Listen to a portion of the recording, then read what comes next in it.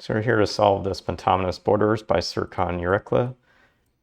Coming out from the 0 is an easy P, and then coming out from these 2's are the start of some pretty long stretches. You've got this 3 long stretch and that 3 long stretch that don't connect.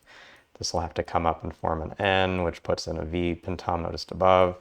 This is coming down. If it's extended over to the right, would form another N, and it can't cut back on itself because of the border rules. So puts another V. We've got these shapes starting on these sides. You got 3 coming up here, 2 coming up here, 3 over here, 2 over here, and 3 more.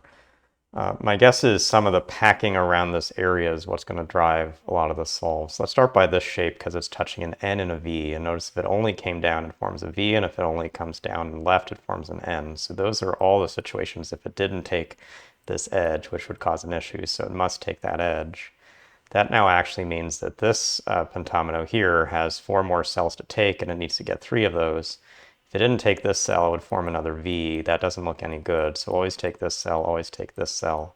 We don't yet know if it's a P or a W, but this group up here has to take 1 more, and it's not taking these, so we can start to form another pentomino shape over here.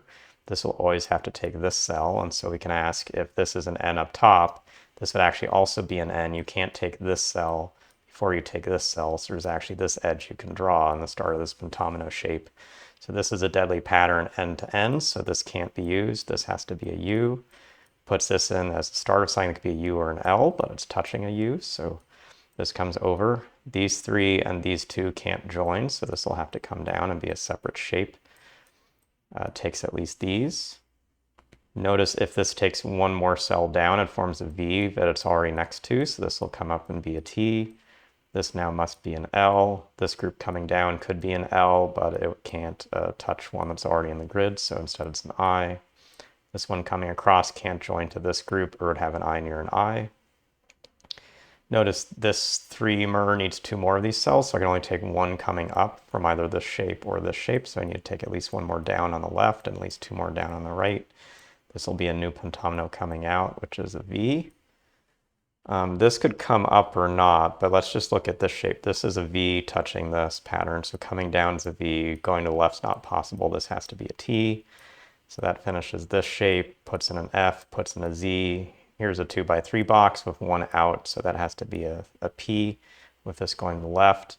If this doesn't connect to this shape, it's going to form up and be a V. That's not going to work, so it's going to do this.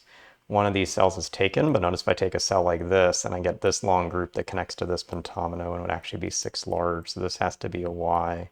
This pentomino actually has to join to this 2x2, puts this in.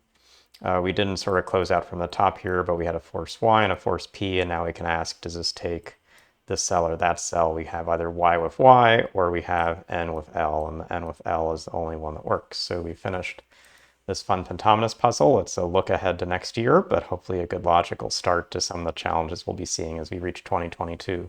So thanks for watching this video, and we'll see you again soon.